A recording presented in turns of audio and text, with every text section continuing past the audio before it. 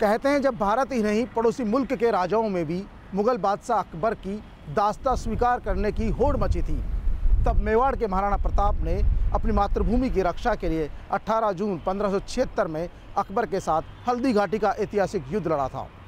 हालांकि ये युद्ध अनिर्णायक ही रहा, लेकिन राणा प्रताप ने राजसी वैभव छोड़कर जंगलों में रहकर अकबर से संघर्ष किया। महाराणा प्रताप के इसी त्याग और बलिदान के कारण उन्हें आज भी समूचा देश वीरता और स्वाभिमान के नाम पर नमन करता है।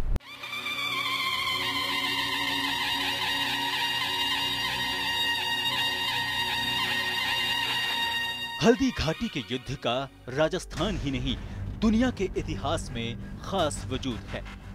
हल्दी घाटी के युद्ध को आजादी की लड़ाई का प्रतीक भी माना जाता है। इसे वीरता और बलिदान का प्रतीक माना जाता है। ये युद्ध बहुत कम समय तक चला, लेकिन जहां तक शौर्य, पराक्रम और श्रद्धा का प्रश्न है, हल्दी घाटी का युद्ध इन सब से बढ़कर और अलग था। महाराणा प्रताप का संघर्ष एक व्यक्ति, जाति विशेष या किसी छोटे बड़े भूभाग का संघर्ष नहीं था। यह एक तरह का स्वाधीनता का संघर्ष था। हजारों लोग उनके साथ थे और उन्हें आम जनता का साथ मिला था। प्रताप जनता के प्रति वफादार थे और स्वहित के बजाय पूरी प्रजा के हित की बात करते थे। इसी कारण महाराणा प्रताप को राजस्थान और मेवाड़ में देवता तुल्य माना जाता रहा है।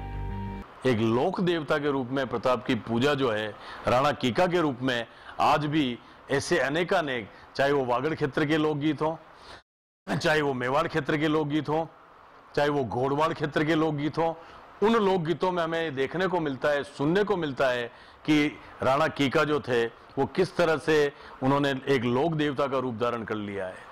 उन लोगों के आज का जो संघर्ष है, उस आज के संघर्ष में भी वो प्रताप के उन गीतों को गुनगुनाते हुए अपने रोज के संघर्ष को अंजाम देते हैं। हम तो इसको संपूर्ण जीवन में उतारते। हम यहाँ तक आपको निवेदन करें, जो हल्दी घाटी की माटी जो है, हम कहीं शुभ काम होता है तो उस हल्दी घाटी की माटी से तिलक करते। उसका कारण ये है कि हमें भी स्वाभिमान का प्रतीक है, हमें गर्व नहीं हो। 18 जून 1576 को एक तरफ लोसिंग में अपने प्रिय चेतक पर सवार महाराणा प्रताप देश की स्वतंत्रता की रक्षा के लिए डटे थे, तो दूसरी तरफ मोलेला गांव में मानसिंह पड़ाव डाले थे। सूर्योदय के 3 घंटे बाद अकबर की ओर से मानसिंह और राणा प्रताप की सेना के बीच युद्ध शुरू हो गया।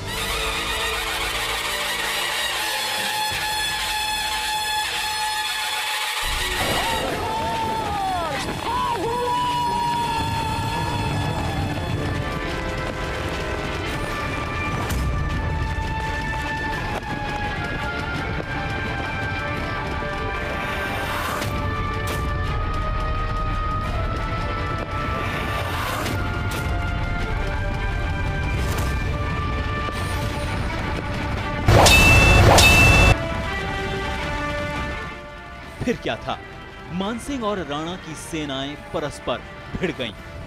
लोहे से लोहा बज उठा, खून के फव्वारे छूटने लगे, चारों तरफ लाशों के ढेर लग गए। भारतीय वीरों ने हमलावरों के छक्के छुड़ा दिए। ये देखकर मुगल सेना ने तोपों के मुंह खोल दिए। ऊपर सूरज तप रहा था और नीचे तोपें आग उगल रही थीं। प्रताप ने अपने साथियों को ललकारा, साथियों छीन लो इनकी तोपें। धर्म और मातृभूमि के लिए मरने का अवसर बार बार नहीं आता। योद्धा ये सुनकर पूरी ताकत से शत्रुओं पर पिल पड़े। राणा की आंखें युद्ध भूमि में मानसिंह को ढूंढ रही थीं। राणा प्रताप ने पूरी ताकत से निशाना साधकर अपना भाला फेंक दिया, लेकिन अचानक महावत सामने आ गया। भाले ने उसकी ही बलि ले ली। उधर मानसिंह हौदे में छिप गए। हाथी बिना महावत के ही मैदान छोड़कर भाग गया। मुगल सेना में इससे निराशा फैल गई। तभी रणभूमि से भागे मानसिंह ने एक चालाकी की। उसकी सेना के सुरक्षित दस्ते ने ढोल नगाड़ों के साथ युद्ध भूमि में प्रवेश किया और ये झूठा शोर मचा दिया कि बादशाह अकबर खुद लड़ने आ गए हैं। इससे मुगल सेना के पांव थम गए। वे दोगुने जोश से युद्ध करने लगे। इधर राणा प्रताप घावों से निढाल हो चुके थे। मानसिंह के बच निकलने का उन्हें बहुत खेद था। उनकी सेना सब तरफ से घिर चुकी थी। मुगल सेना संख्या बल में भी 3 गुनी थी, फिर भी वे पूरे दम से लड़ रहे थे। ऐसे में यह रणनीति बनाई गई कि पीछे हटते हुए मुगल सेना को पहाड़ियों की तरफ खींच लिया जाए। ऐसे वक्त में झाला मानसिंह ने आग्रहपूर्वक उनका छत्र और मुकुट खुद धारण कर लिया। छत्र और मुकुट के धोखे में मुगल सेना झाला से ही युद्ध में उलझी रही और राणा प्रताप सुरक्षित निकल गए। मुगलों के हाथ कुछ नहीं आया। संस्कृत में श्लोक है, धर्मो रक्षति रक्षिता। धर्म की जो रक्षा करता है, धर्म उसकी रक्षा करता है। तो महाराणा प्रताप के सामने अकबर पूरे हिंदुस्तान का सम्राट होते हुए भी मेवाड़ को वो उसके जीवन में नहीं जीत पाया, क्योंकि प्रताप ने अपनी जो एक प्रतिज्ञा थी कि मुझे स्वतंत्र रहना है और देश की रक्षा करना है और मानवता की रक्षा करना है। जब मानवता की रक्षा और देश की रक्षा की बात आती है तो प्रताप ने अपने अंतिम समय तक संघर्ष किया। हल्दी घाटी के युद्ध में महाराणा प्रताप के स्वतंत्रता प्रेम, झाला माना की स्वामी भक्ति, ग्वालियर नरेश राम सिंह तंवर की अटूट मित्रता, हकीम खां सूरी का प्राणोत्सर्ग, वनवासी पूंजी का पराक्रम, भामाशाह का सब कुछ दान देना, शक्ति सिंह का विलक्षण भातृ प्रेम और प्रताप के घोड़े चेतक के पावन बलिदान से हल्दी घाटी का कण कण भीगा हुआ नजर आता है। यही कारण है कि हल्दी घाटी की पवित्र धरा पर आने वाले लोग यहाँ श्रद्धावश यहाँ की माटी को नमन करते हैं। मेवाड़ धरा ने नमन करूं, मेवाड़ धरा ने नमन करूं, चित्तौड़ भौम ने नमन करूं, वे शूरवीर जनव्या जठे। अरे जन्म्या जन्म्या वीर अठे, ओ अरे जन्म्या जन्म्या वीर अठे, ए चेतकरा असवार अठे। ओ मेवाड़ धरा ने नमन करूं, चित्तौड़ भौम ने नमन करूं, वे महाराणा प्रताप अठे। विश्व के शक्तिशाली शासक अकबर के खिलाफ लड़ा गया एक तरह का स्वतंत्रता संग्राम। जब राज परिवारों में अकबर की दास्ता स्वीकार करने की होड़ मची थी, तब महाराणा प्रताप ने उनसे दो हाथ करने की ठानी। प्रताप ने इस युद्ध में मुगल सेना की दुर्गति की। अकबर ने इस युद्ध के बाद कभी भी मेवाड़ पर आक्रमण नहीं किया, लेकिन महाराणा प्रताप ने जीते जी अकबर की अधीनता स्वीकार नहीं की। वे ताउम्र जंगलों में भटकते रहे, अपनी सैन्य ताकत बढ़ाते रहे। ये घाटी प्रताप और उनके साहसी साथियों के त्याग, बलिदान और शौर्य का बखान करती रहेगी।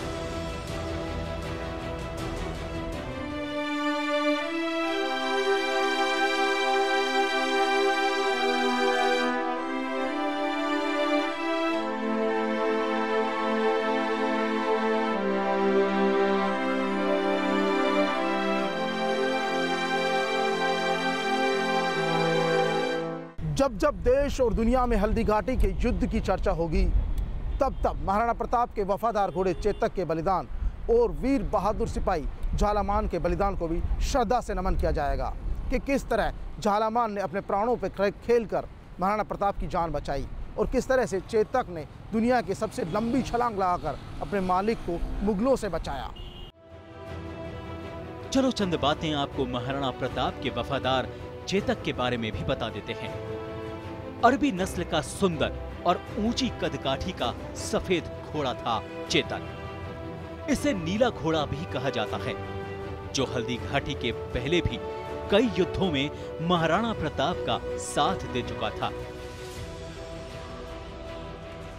जो अपनी ऊंची और लंबी छलांगों के लिए जाना जाता था। युद्ध भूमि में जिसके पैर दुश्मनों के हाथियों के सिर पर जा टिकते थे, जो अपनी वफादारी और स्फूर्ति के लिए जाना जाता था।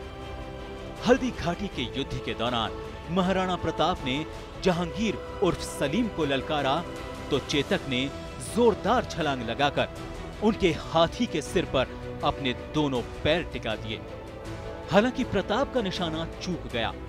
उनका भाला महावत के शरीर को फाड़ता हुआ हौदे में जा लगा, लेकिन हाथी के सूंड पर तलवार बंधी होने से चेतक के पिछले पैर में घाव हो गए। लेकिन दुश्मन की सेना से घिरता देख एक पैर से जख्मी होने के बावजूद राणा प्रताप को चेतक युद्ध स्थल से 2 मील दूर बलीचा गांव के पास ले गया। यहां पर चेतक ने 21 फीट चौड़ी खाई को पार कर राणा प्रताप की जान बचाई। हालांकि चेतक खुद नहीं बच सका, लेकिन इतिहास में अमर हो गया। जहां चेतक शहीद हुए उस स्थान पर आज भी चेतक की समाधि बनी हुई है, जहां लोग श्रद्धा से चेतक की वफादारी को सलाम करते हैं। प्रताप की खातिर ही चेतक धरती पे आया था। जब तक मिला न प्रताप उसे नहीं हाथ किसी के आया था। देखा जैसे ही राणा को चेतक का मन बुलकाया था। देखा जैसे ही राणा को चेतक का मन बुलकाया था। फिर मुताब को पाने को सब कुछ करके दिखलाया था।